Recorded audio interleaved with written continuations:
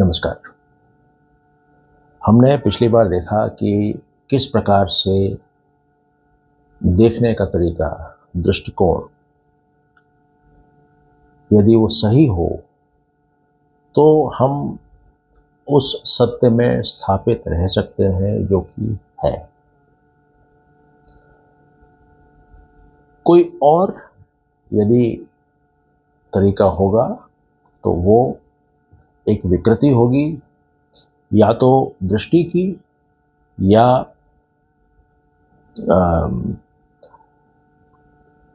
या जो है उस रिफ्लेक्टिंग सरफेस के एनवायरनमेंट की,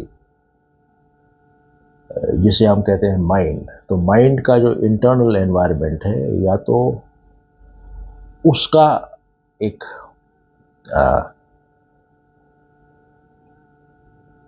क्या कहते हैं विकृत रूप होगा, या दृष्टि का, देखने के तरीके का, जिस जगह पे हम हैं वहां से उस चीज को देखने का तरीका। अब हम देखते हैं, अच्छा एक और चीज हमने देखी थी, और वो ये है कि एक किस प्रकार से 3 में विभाजित होता है और 3 5 में, और वही 5 जब किसी आकर्षण शक्ति द्वारा पांचों का संगम होता है, वहीं से मैं का और विविधता का अपीयरेंस होता है। ये देखने का तरीका है, और यही जो है एक लहर को जन्म देता है। लहर हवा के कारण, हवा चलेगी, लहर होगी। हवा जैसे ही रुकी तो उस तालाब की जो लहरें हैं वो भी धीरे धीरे समाप्त हो जाएंगी।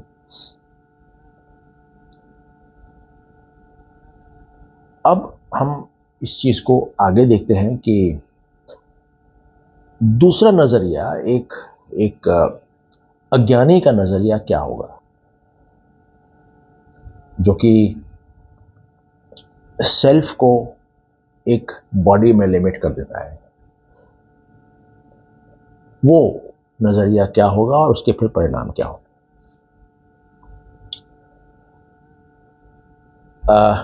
वशिष्ठ ऋषि बताते हैं कि ignorant has notion that body is a self and his senses strengthen this motion. जब किसी व्यक्ति को ये विचार हुआ कि मैं इस शरीर तक ही सीमित हूं, यानी कि जब घड़े को ये महसूस हुआ कि मैं इस 4 दीवारी तक ही सीमित हूं, तब उसकी जो सेंस ऑर्गन्स हैं वो उसको इस बात से और आश्वस्त कर देंगी कि वाकई में मैं इतने तक ही सीमित हूं। क्योंकि सेंस ऑर्गन्स जो भी होंगे वो उस स्थूल को, उस एक्सटर्नलनेस को देखेंगे, जबकि मैं एक्सटर्नल में भी है और इंटरनल में भी है। मैं घड़े के बाहर भी है और उसके अंदर भी है। उसका खाली नाम बदल गया, बाहर की हो गई चेतना और अंदर की हो गई अंतर्निहित चेतना, और कोई फर्क नहीं, विजन का फर्क है। सो बोलते हैं कि जो सेल्फ है, जो चेतना है, जिसके अंदर दोनों चीजें आती हैं, अंतर्निहित एज वेल एज बाहर की, तो कहते हैं कि जो सेल्फ है वो शरीर से के होने या ना होने से उसको कोई फर्क नहीं पड़ता। यानी मटके की दीवार हो या ना हो, वो जो सेल्फ है, जो स्पेस है, उसको कोई फर्क नहीं पड़ेगा, वो वैसी ही है।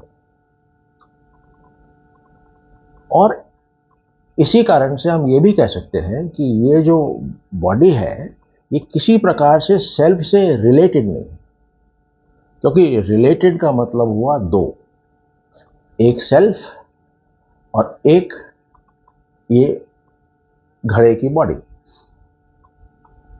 पर क्योंकि ये जो घड़ा है ये स्वयं ही 5 तत्वों से बना हुआ है, और वो 5 तत्व ही उस कॉन्शियसनेस ही है, वही चेतना ही है, तो दो नहीं है, एक है। और जब एक है तो रिलेशनशिप हो ही नहीं सकती, रिलेशनशिप के लिए दो चाहिए। समुद्र की लहर और समुद्र एक दूसरे से अलग नहीं है, वो दोनों एक ही है। वैसे ही कॉन्शियसनेस और कॉन्शियसनेस द्वारा दिए गए 5 एलिमेंट्स को इकट्ठा करके बनाया हुआ एक रूप या अपीयरेंस भी उससे भिन्न नहीं। तो सेल्फ बॉडी के होने या ना होने से अफेक्ट नहीं होता है, और बॉडी सेल्फ से रिलेटेड नहीं है। ये वैसा ही है जैसे लाइट और डार्कनेस, ये दोनों एक साथ नहीं रहते।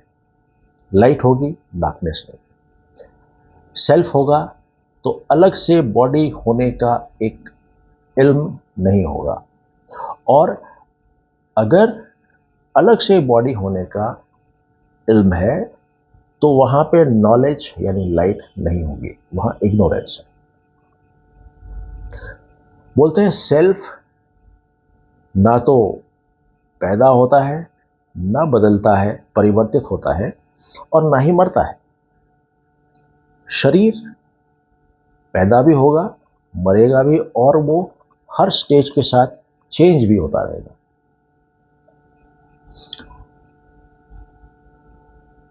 और यही कारण है कि जो शरीर है इन सेंसेस को और माइंड को यूज करके अपने आप को समझ नहीं पाता है, कॉम्प्रिहेंड नहीं कर पाता है, असिमुलेट नहीं कर पाता है। Because if one is seen as reality the other ceases to be. वही है, अगर बॉडी को रियलिटी मानेंगे तो रियलिटी सेल्फ वो नहीं होगा, और जब सेल्फ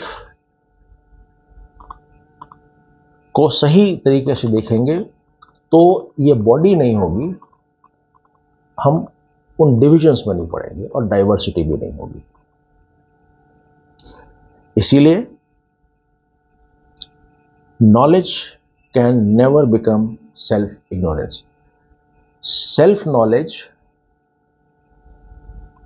अपनी सही जानकारी, मैं कौन हूं, सेल्फ नॉलेज कभी भी सेल्फ इग्नोरेंस नहीं बन सकता।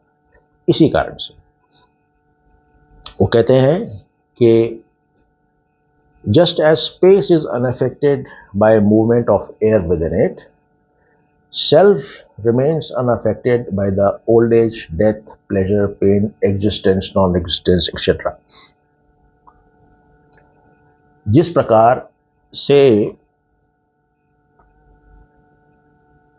वो जो मटका है उसके होने या ना होने से स्पेस यानी आकाश जो है उसको फर्क नहीं पड़ता है, चाहे मटका हो या ना हो, और चाहे अनेक मटके हों या उसी 5 तत्वों के बनाए हुए अलग अलग प्रोडक्ट्स हो। कहीं मटका है, कहीं सुराही, कहीं ग्लास, कहीं कटोरी, कहीं प्लेट। अगर इस तरह से भी विविधता, डाइवर्सिटी है, तब भी उस स्पेस के ऊपर फर्क नहीं पड़ेगा। ठीक वैसे ही जब हम इस संसार को इस फिजिकल प्लेन पे देखते हुए इसी को रियलिटी मानते हैं, या मेंटल लेवल पे जाकर के उसको रियलिटी मानते हैं, उससे सत्य को फर्क नहीं पड़ रहा है, सेल्फ को या स्पेस को कोई फर्क नहीं पड़ता। ये वैसे ही है कि जैसे अभी हमने बात की थी वेव्स की। समुद्र में वेव उठे या ना उठे और या उठ करके फिर बैठ जाए, या छोटी वेव हो, बड़ी वेव हो, लंबी हो, छोटी हो, मोटी हो, पतली हो, किसी प्रकार की वेव हो, उससे समुद्र को किसी प्रकार का कोई फर्क नहीं पड़ रहा है। फिर बोलते हैं diversity and perversity of appearances belong to reflecting medium. अब यहां पे वो रिफ्लेक्टिंग मीडियम यानी माइंड पे आ गए, स्पेसिफिकली माइंड पर। वो कहते हैं कि विविधता की अनुभूति या किसी प्रकार की विकृति, ये माइंड का ही खेल है। हमने पिछली बार देखा था कि वो जो 3 गुण हैं, वो 3 गुण ही माइंड का एनवायरनमेंट बनाते हैं, तमोगुण, सतोगुण, रजोगुण। और इन तीनों का जो प्रोपोर्शन है वही अलग अलग लोगों में अलग अलग होता है, और उसी कारण एक ही चीज को कई लोग अलग तरीके से देखते हैं। तो डाइवर्सिटी और परवर्सिटी है वो रिफ्लेक्टिंग मीडियम यानी कि माइंड जैसे परसीव करता है उस पर डिपेंड करते हैं। एग्जाम्पल दिया है कि जिस प्रकार sun remains unaffected by its multiple reflections और रिफ्लेक्टिंग मीडिया, जिस प्रकार एक सूरज है, सन है, वो शीशे में मिरर के अंदर रिफ्लेक्ट हो रहा है, वो एक रिफ्लेक्शन एक।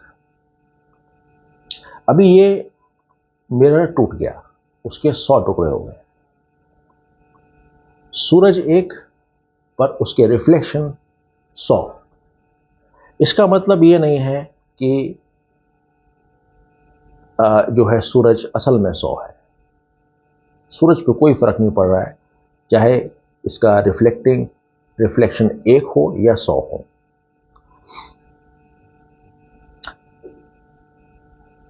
तो इन्होंने कहा कि when truth about self is thus seen, notion of self ignorance vanishes. तो जब हमें इस प्रकार से सत्य का पता चलता है कि ये सिर्फ आकृतियां हैं जो कि हम अपने विजन के द्वारा गलत परसीव कर रहे हैं या अपने मेंटल एनवायरनमेंट के द्वारा गलत परसीव कर रहे हैं, तो अगर इस तरह से हमको पता चलता है तो सेल्फ इग्नोरेंस भी समाप्त हो जाती है। सीधी सी बात है, जब हमने मान लीजिए कोई काम किया और वो गलत हुआ, या हमने किसी चीज को देखा, एक गाड़ी मान लीजिए देखी, हमने कहा ये मारुति सुजुकी की गाड़ी है, पर असल में मालूम चला वो मारुति सुजुकी नहीं, हो तो ह्युंडई सेंट्रो थी। जैसे ही हमको सत्य के बारे में पता लगा, मारुति सुजुकी समाप्त हो गई और सिर्फ सेंट्रो रही। वैसे ही जब सत्य के बारे में पता चलेगा तो असत्य अपने आप समाप्त हो जाएगा। अब यहां पे हम एक आगे बढ़ने से पहले कहानी सुनते हैं, और वो कहानी 2 बच्चों की है। जब 2 बच्चे एक कमरे के अंदर गए तो वहां एक उन्होंने देखा, उनके सेंसेस ने परसीव किया कि कुछ पड़ा हुआ है जो कि लंबा है, राउंड है, और कुछ कुछ जो है सांप से मिलता हुआ है। अब सेंसेस ने इस प्रकार से परसीव किया, मगर उन दोनों में एक ने उसको देखा और कहा ये कुछ है, समझ में नहीं आ रहा क्या। दूसरे ने देखा कि हाँ वाकई में कुछ है। फिर उसने अपने जो नॉलेज उसके पास ऑलरेडी स्टोर्ड है, उस नॉलेज में यानी अपने माइंड में, अपने मेमोरी में जाके देखा कि ये जो आकृति है ये किससे मिलती हुई है। उसको लगा ये सांप से मिलती हुई है। उसने उसको एक आरोपण कर दिया, ये सांप है। उतनी ही देर में पीछे से एक व्यक्ति आए और उन्होंने लाइट जलाई। लाइट जलाते ही दोनों को पता चल गया कि ये सांप नहीं, ये रस्सी है। पहले वाले को उसकी सत्य की आइडेंटिटी पता चल गई और दूसरे वाले को पता चल गया कि मैं गलत था और असल में सत्य ये है। अब आगे देखते हैं। वो कहते हैं कि right understanding of body and intelligence enables right understanding and right understanding of entire creation in its material and spiritual aspects. वो बोलते हैं कि यदि हमारी अंडरस्टैंडिंग, हमारी समझ सही है, और सही समझ और इंटेलिजेंस,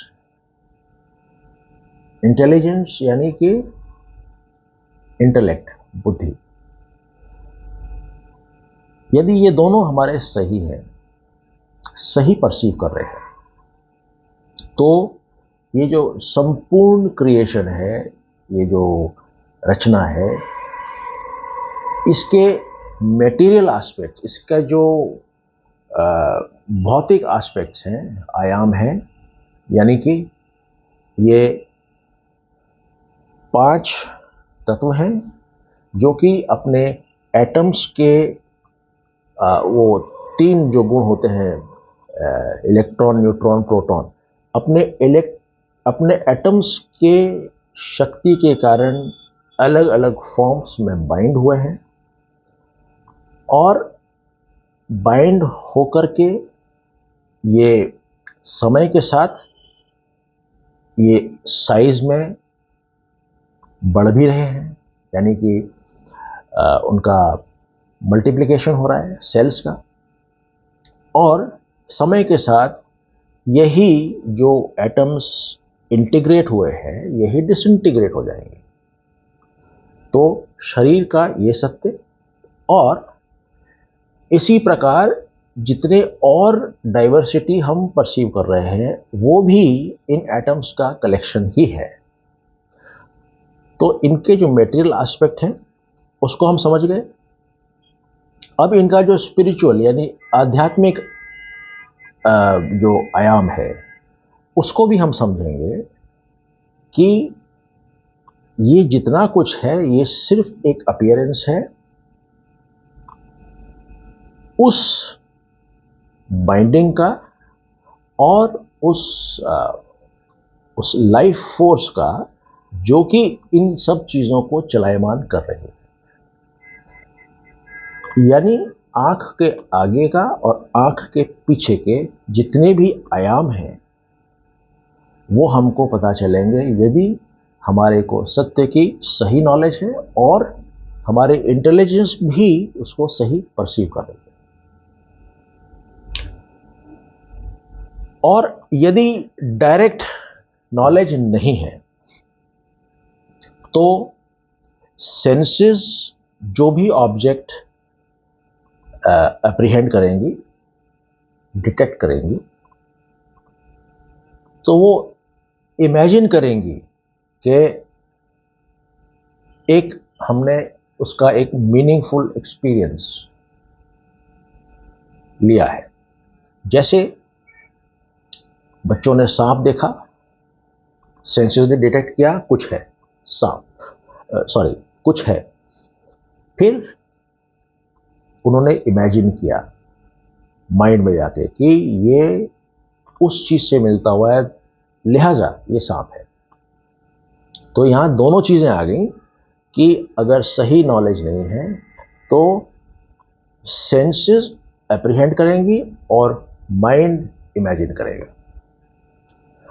लाइफ फोर्स का काम का पर्पस, यानी प्राण का या जीवन शक्ति ऊर्जा का पर्पस सिर्फ इतना ही है कि वो जीवन के लिए जरूरी फंक्शंस करने के लिए स्ट्रेंथ दे। और यही कारण है कि हमने अलग अलग उसी प्राण को अलग अलग फंक्शंस के लिए अलग अलग नाम भी दे रखे हैं। 5 तरह के प्राण, responsible for 5 different functions of this body.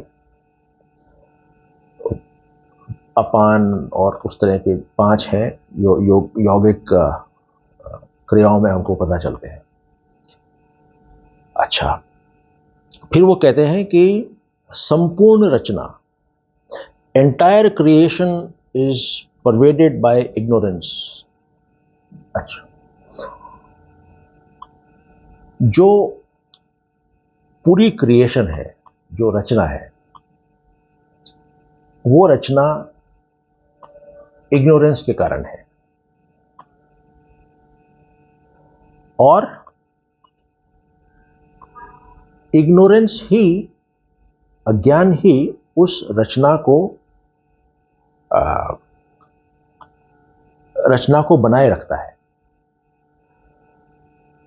तो ये वो कह रहे हैं कि इग्नोरेंस सस्टेन्स एंटायर क्रिएशन।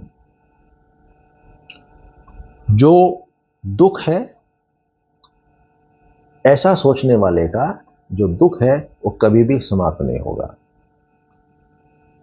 इसीलिए वो कहते हैं कि जो जीवन है उसका सत्य हम जाने, और ऐसी जो कंपनी है जो कि हमें इस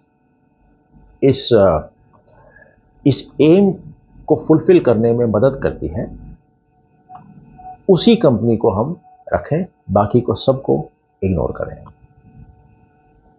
आज हम इतना ही देखते हैं, बाकी नेक्स्ट एपिसोड में। शुक्रिया।